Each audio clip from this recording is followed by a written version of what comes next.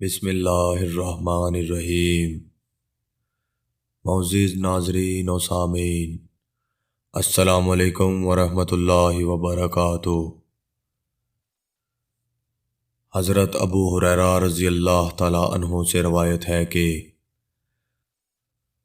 حضرت موسیٰ علیہ السلام بڑے حیادار اور جسم کو پوری طرح ڈھانپنے والے شخص تھے۔ ان کی شرم و حیا کے سبب کوئی ان کا بدن نہیں دیکھ سکتا تھا۔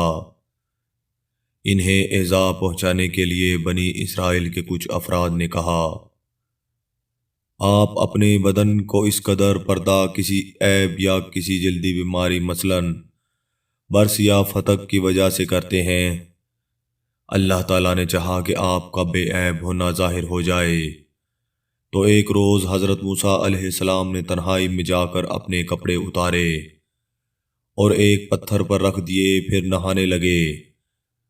فارغ ہو کر اپنے کپڑے لینے کے لیے آگے بڑھے تو پتھر ان کے کپڑے لے کر بھاگ اٹھا۔ حضرت موسیٰ علیہ السلام اپنا عصا لے کر پتھر کے پیچھے دوڑے اور فرمانے لگے،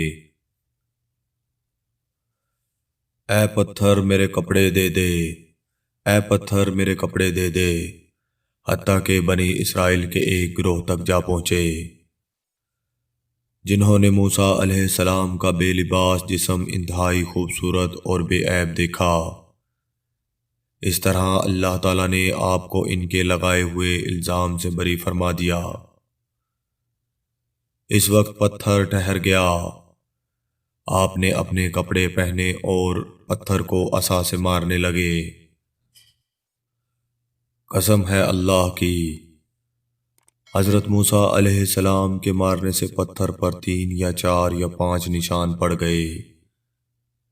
حضور صلی اللہ علیہ وآلہ وسلم نے اس واقعہ کو سنانے کے بعد فرمایا، اللہ کی قسم پتھر پر ان کی اس ضرب کے نشانات ہیں، 3 یا 4 یا 5۔ اور اسی واقعہ کی جانب قرآن کریم کی آیت مبارکہ میں اشارہ فرمایا گیا۔